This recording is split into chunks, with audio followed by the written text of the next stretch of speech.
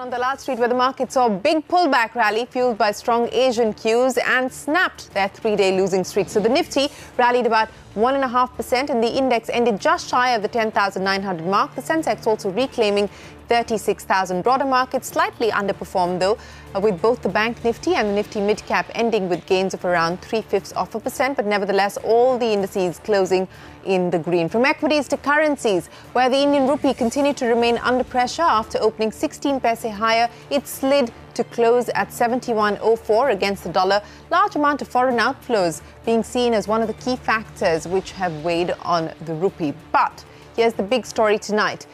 It is D-Day for Theresa May. In a while from now, British lawmakers will take a decision on her deal for leaving the European Union. And from what we are picking up, most of her party lawmakers are expected to vote against the deal, potentially leading to a no-confidence vote against her government. A defeat in Parliament today will open up several uncertainties, including the option of the United Kingdom leaving the European Union without a deal or a second referendum on Brexit itself. CNBC's Steve Sedgwick is tracking the developments from Westminster, gives us a sneak peek of what to expect. Steve. So here at Westminster, the build-up to the key Brexit withdrawal vote continues. It's a huge day for the government, a huge day for the Prime Minister, Theresa May. But it does look like, according to many of the MPs I've been speaking to, that there will be a majority of MPs who vote against the withdrawal bill this time round, having had the chance to actually vote on it 5 weeks after they initially thought they would do. The Prime Minister, for her part, looks resigned to some form of defeat on this one as well. But what she does next perhaps depends on the scale of her defeat today. Will she have enough hope from the voting to go back to the European Union and try to renegotiate some form of deal and then come back and get a second vote on the withdrawal bill in the hope of passing it so that Brexit can take place on March 29th as scheduled to do so in the Article 50 process? Or will there be a whole series of events which could lead to the demise of Mrs May? Possibly she would resign if she gets a big enough defeat against her, but more likely scenarios that she will try carrying on to push her vision of Brexit forward, despite the fact that hard Brexiteers on her party and DUP that supports her party are set to vote against her this evening. What seems very likely, though, is that the opposition Labour Party will come up with their own vote of no confidence in the Prime Minister, in the government, if indeed she does lose this vote this evening. That, in turn, if she were to lose it, could potentially lead to a general election. Other scenarios include the fact that there could be a no-deal Brexit, where there is no scenario where MPs can agree on a deal with the European Union, and actually the Brexit happens on March 29th with no deal in place with the EU. Or potentially another outside scenario could be the fact that in order to break the logjam, there is a second referendum on leaving Europe. Lots of scenarios all on the table as we get to this key vote here in Westminster. Steve Sedgwick in Westminster for CNBC. Well, uncertain times there for Theresa May and for the UK. In fact, Theresa May has issued a final appeal to lawmakers, urging them to give the Brexit deal a second look ahead of the vote. She's warned that Brexit may not happen if the deal is not passed. We also reached out to a host of other experts to get a sense of their assessment on the impending Brexit deal vote and the implications, not just for the UK economy and the markets, but for the rest of the world as well. When the history books are written, people will look at the decision.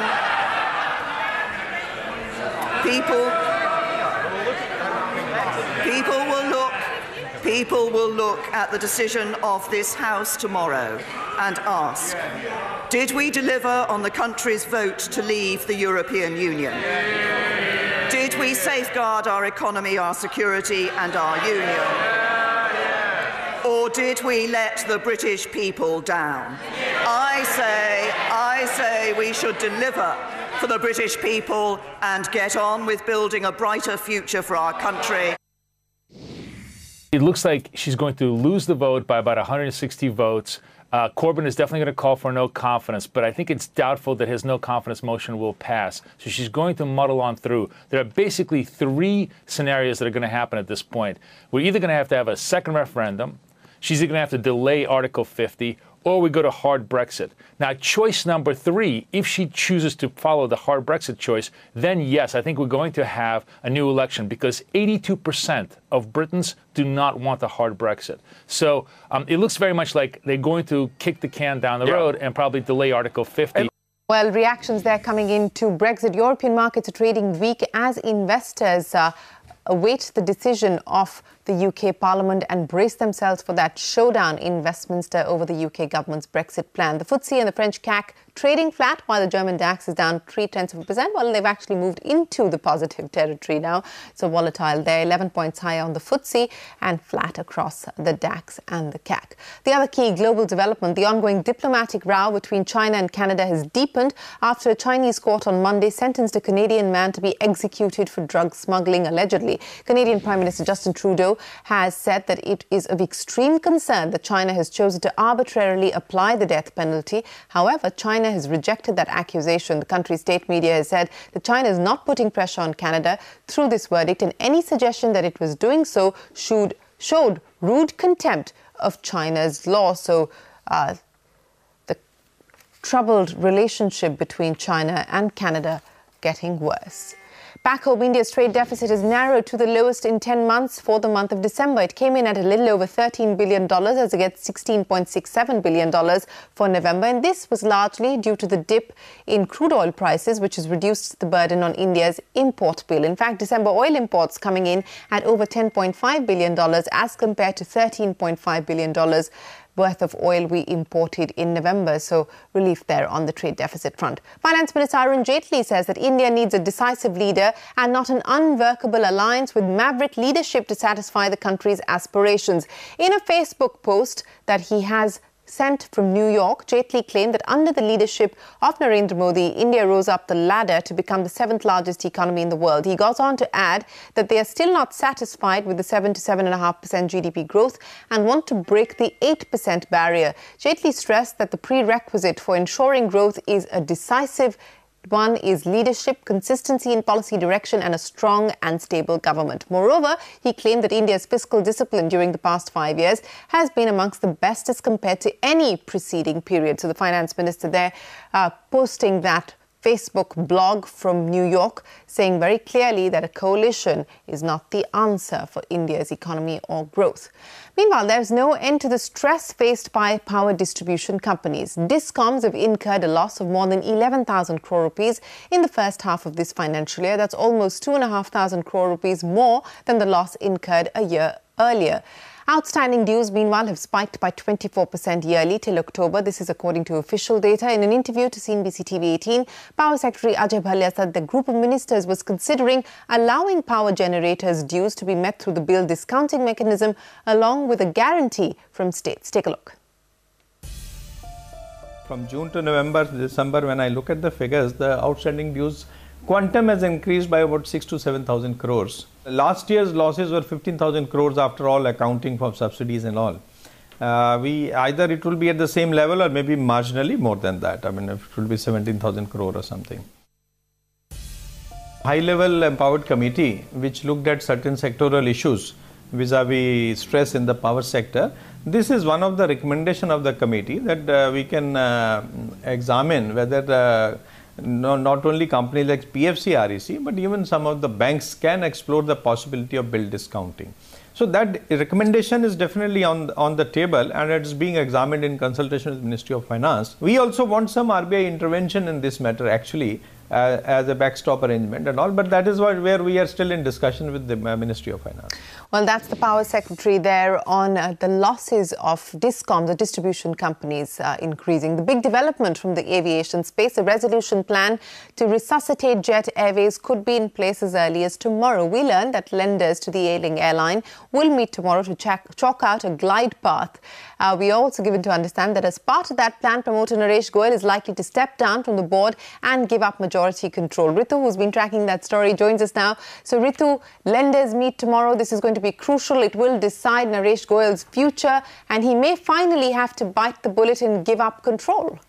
Absolutely. In fact, the resolution talks have been on between Naresh Goyal, Jet Airways, Etihad Airways, along with all the lenders to the aviation company for quite a couple of months now since that first default happened, and banks only have that 180-day window to find a resolution, failing which the company will head into bankruptcy courts as per RBI's Feb 12 circular. Now, what we're given to understand is tomorrow is when all the lenders to Jet Airways will be meeting to finalize what they're working on, which will be a resolution plan for the company, which involves part conversion of that 8,000 crore rupees of debt into equity, which means an SBI-led consortium will then have stake in Jet Airways if the restructuring plan is approved by all the lenders.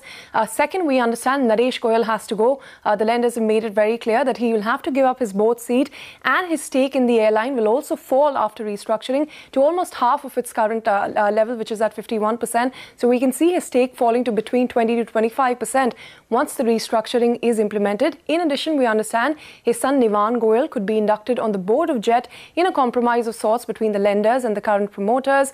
And, also we're given to understand that Etihad may have to bring in some funds for this restructuring proposal to finally go through, which means their stake could rise from the current 24%.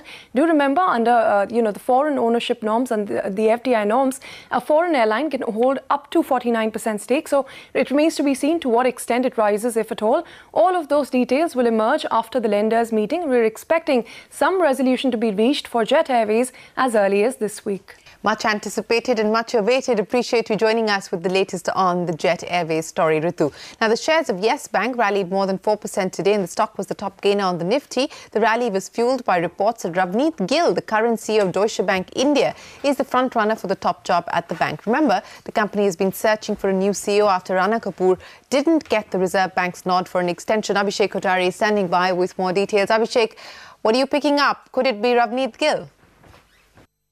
Sources tell CNBC TV18 that Ravneet Gill, that is the CEO of Deutsche Bank, is the #1 name in the list that has been given by the board to RBI. Now, there are two names that have been given in the order of hierarchy or preference that Yes Bank has, as to replace MD and CEO in terms of Rana Kapoor when he exits. So Ravneet Gill has led Deutsche Bank in India for 6 years and has over 30 years of experience across various banking verticals. Now, this candidature may get a swift approval by RBI, given the fact that just 6 months back RBI had renewed the term at Deutsche Bank for Ravneet Gill. Due diligence therefore may reduce and time won't be taken that much with RBI. So Rajat Monga is the second candidate or the #2 name in the list, while Yes Bank has not responded to our story. Back to you. Okay, Abhishek, thanks very much. Ravneet Gill and Rajat Monga.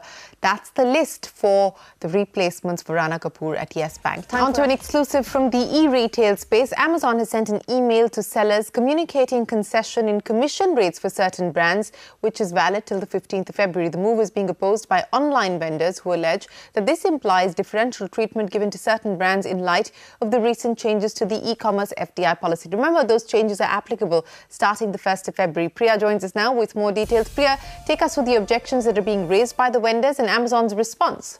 Well, absolutely. This issue pertains to an email that Amazon sent its sellers offering limited period concession in commission rates for certain brands. Now, these brands include the likes of Powmax, Fitness, Kamachi, Swagtron and many more brands basically belonging to the outdoor as well as sports category, bicycle as well as gym equipment category. Now, these promotional rates are in the range of about 2 to 8.5% and are valid until 15th of February. Now, do remember that this is an exercise that Amazon conducts on a regular basis with different brands. However, in light of the recent changes in the FDI policy on e-commerce, there are online vendors who have alleged that this differential treatment to sellers by Amazon is something that they are against at this point in time, and they are seeking some sort of transparency in the process through which Amazon selects these brands that are promoted on a day-to-day or a month-on-month basis. Now, essentially, the recent changes in the FDI policy on e-commerce state that a marketplace cannot directly or indirectly influence the price of goods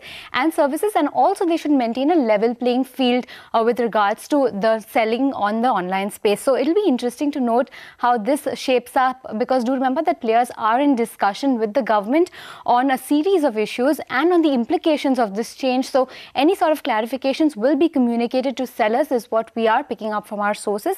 In fact, we did reach out to the parties concerned. AIOVA, which is the Online Vendors Association, said that they are unclear if any of these promotional programs are in compliance with the new policy, while Amazon said that they are remaining committed to comply and are in compliance with all the applicable laws and regulations with regards to the overall system. Okay, Priya, appreciate you joining us. And staying with retail, here are the other business headlines that we're tracking on our radar today. Sources say the Director General of Anti-Profiteering Authority has found Patanjali Ayurved guilty of profiteering. The amount has been pegged at 176 crore rupees. The authority alleges that GST rate cuts were not passed on to consumers by the company. Patanjali, however, said it finds the charges grossly erroneous and plans to submit its reply on the 28th of January. Indian startups have been unhappy about the angel tax notices for some time and have now decided to take their grievances to the Prime Minister. CNBC TV 18 learned that the startup industry body iSpirit will send a letter to the Prime Minister on key issues on behalf of almost 100 startups in the country. Sources say that the industry body may seek exemption from Section 56 and Section 58 of the Income Tax Act.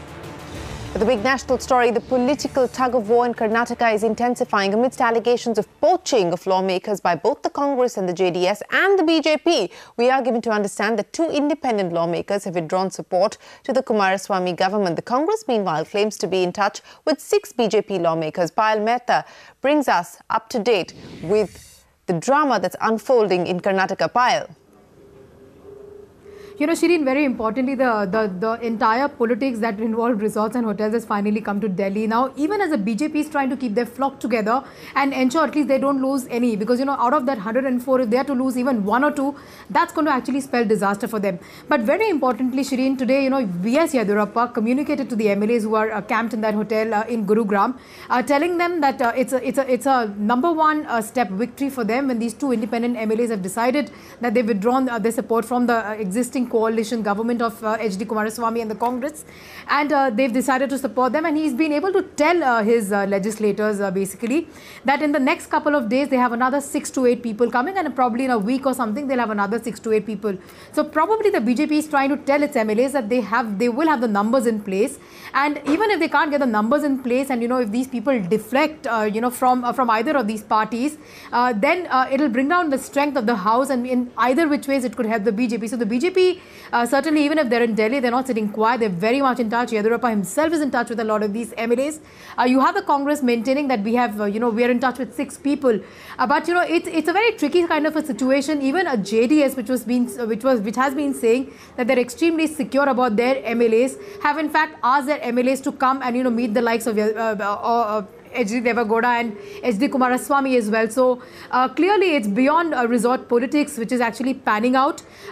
All these parties do understand that they'll have to tread very, very carefully, because they don't want to create a situation which will leave an impression about them as far as the general elections are concerned, which is there in the next few months. And you know, Karnataka is a very, very important state as well. Oh, it certainly is an important state. Both sides seem to be courting MLAs, but at this point in time, the BJP claims that 2 independents have walked over to its side and that more could be on the way. Payal, appreciate you joining us with the latest.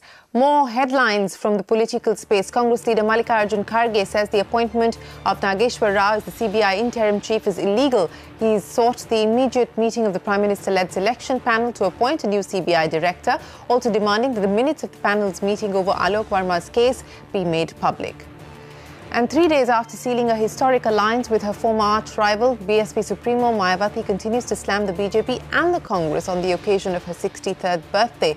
In a public show of strength, Mayawati was greeted by her ally Akhilesh Yadav at a Lucknow residence.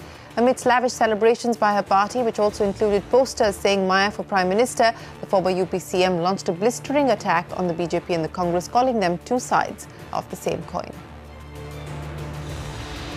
And with that, it is time for us to wrap up this edition of What's Hot. Thanks very much for watching. We turn our focus to the Lal Street next.